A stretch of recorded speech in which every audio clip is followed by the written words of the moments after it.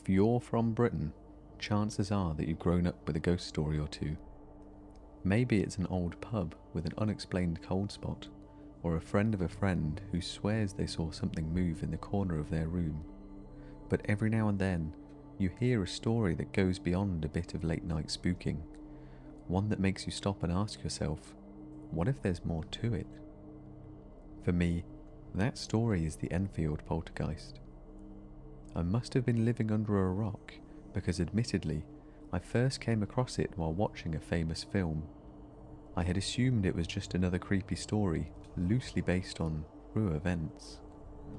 But I dug deeper. Old interviews and witness accounts, even police statements, and that's when it really got under my skin. Because the more you read, the harder it becomes to brush it off.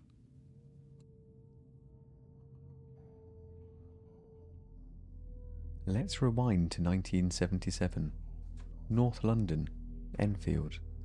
It was a working class and unassuming place, a place known more for its football than its supernatural headlines. On Green Street, in a quiet row of council houses, lived Peggy Hodgson, a single mum doing her best to raise 4 kids. Life wasn't easy, but it was fairly ordinary, until one night in August when everything changed.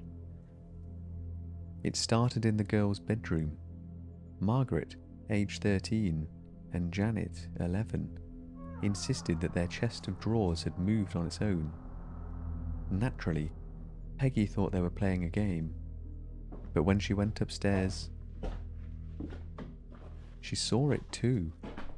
This heavy piece of furniture scraping across the floor, resisting all efforts to push it back. And that's the moment that things shifted from childish mischief to something altogether more disturbing. From then on, the house wasn't the same. Loud, deliberate bangs echoed through the night. Toys were hurled across the room, yet they landed softly, as if cushioned by something unseen. Marbles rolled across the floor, oddly warm to the touch. Cold drafts lift through sealed windows, and a constant, oppressive sense of being watched hung in the air.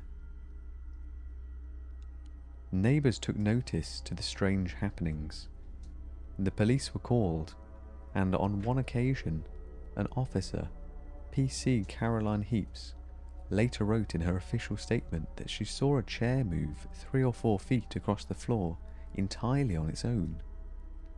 Soon, the press caught wind of it, and just like that, a quiet council house became a national sensation. But behind the headlines, there were the Hodgsons, Peggy and her children, just trying to get through each day while sharing their home with something else. That's when Maurice Grosse and Guy Lyon Playfair arrived.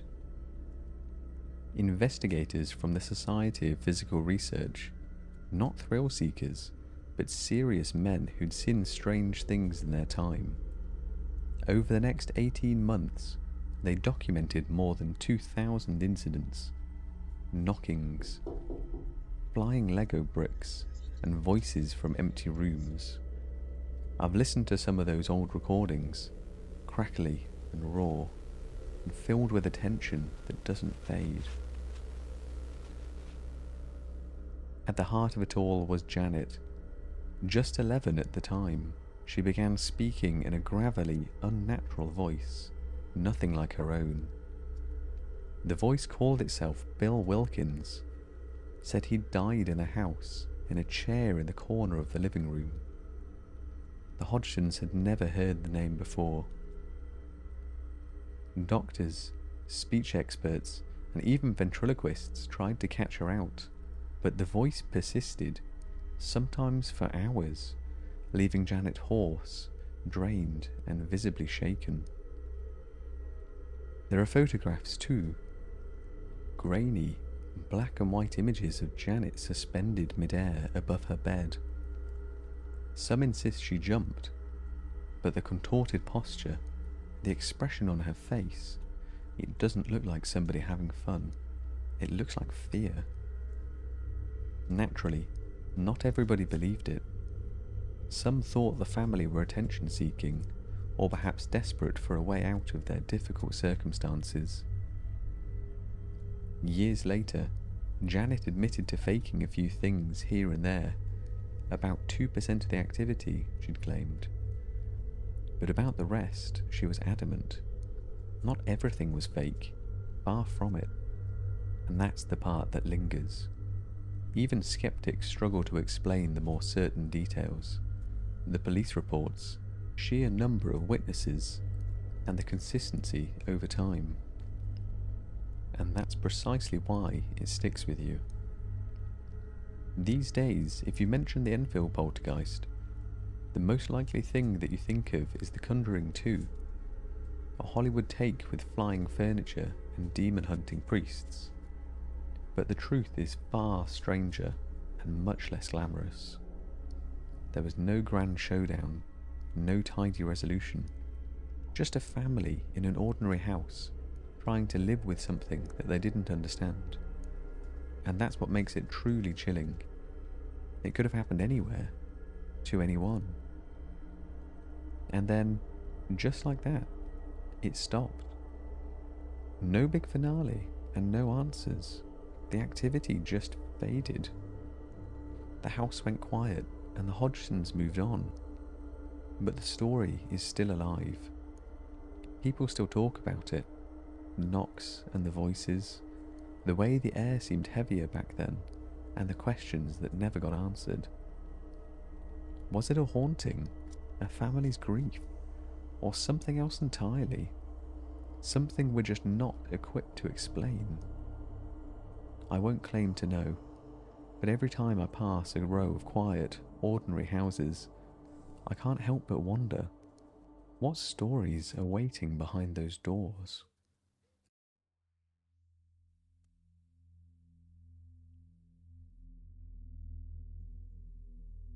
You might have come across the name before.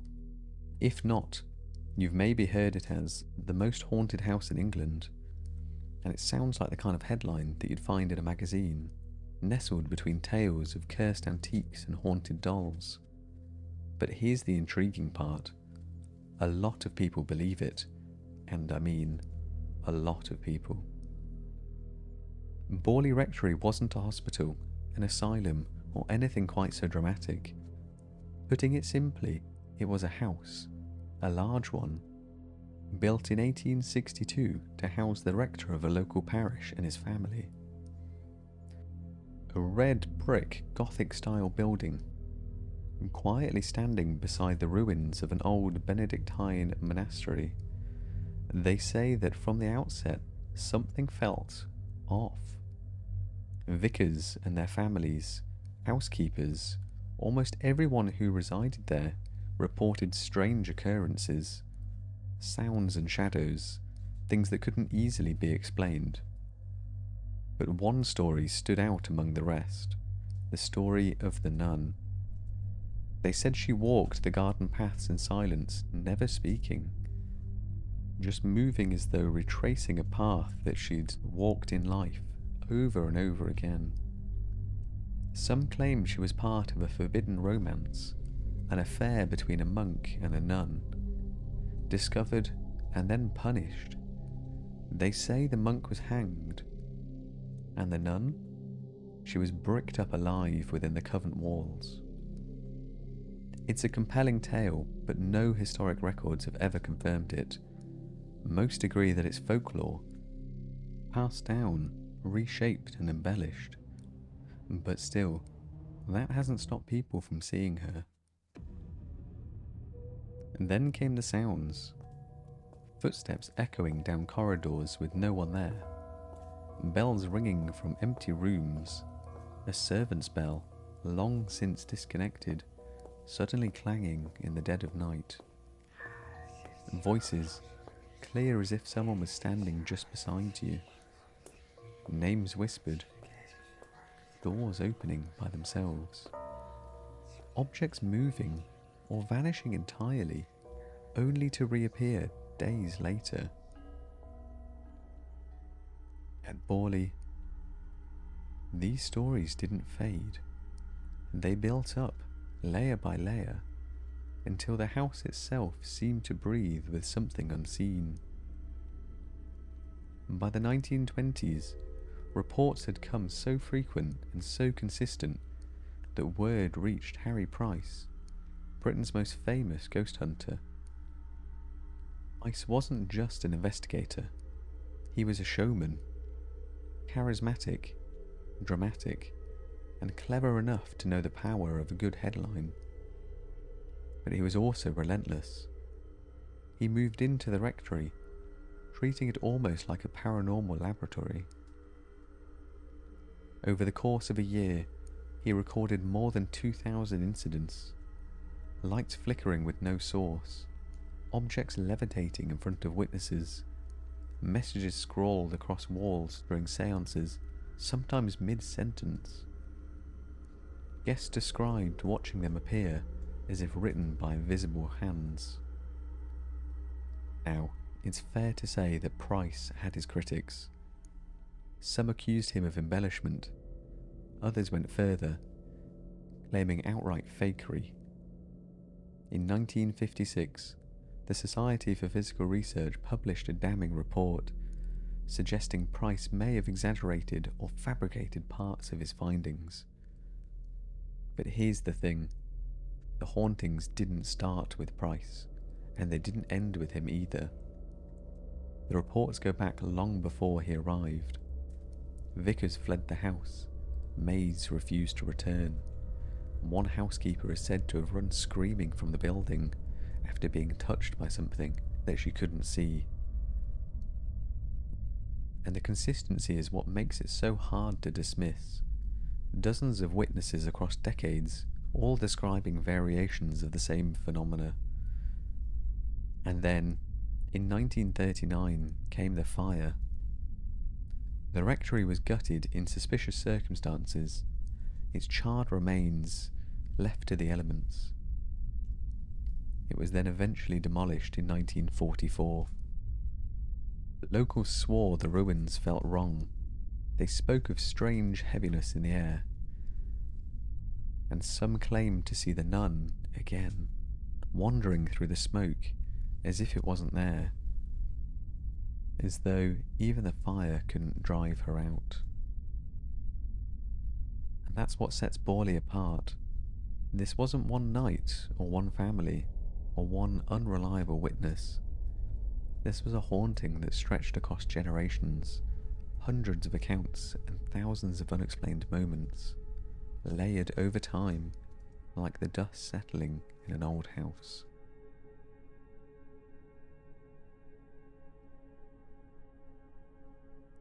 And this one takes us underground, beneath the busy streets of Edinburgh, a city known for its charm and beauty on the surface. Cobbled closes and Gothic spires, but beneath all of that, hidden in the foundations, is something darker, a place forgotten for decades, the Edinburgh Vaults. Built around 1788 beneath South Bridge, they were designed as commercial storage spaces, vaulted chambers for merchants and workshops. But within just a few years, things began to go wrong. Water leaked in, the air grew thick and damp, businesses left, and in their place came the city's forgotten. People quite literally forced beneath the surface. The vaults became a hidden underworld.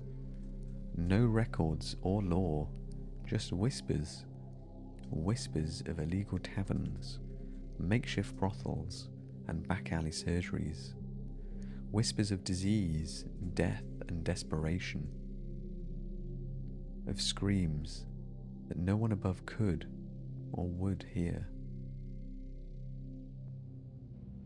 Eventually, even that faded, and the vaults were sealed off, buried and forgotten, until they were rediscovered, and that's when the stories began. Visitors today report a different kind of cold. Not just the chill of old stone, but something else. A pressure or a weight. Some feel watched and others feel followed. Some come out with scratches that they swear weren't there before. Footsteps echo behind them and then stop when they turn. In 2003, Most Haunted filmed an episode in the vaults, capturing unexplained sounds and shadows. And then later, in 2010, the BBC sent a crew down with actor Joe Swash for a documentary called Joe Swash Believes in Ghosts. During one session, he recorded something strange.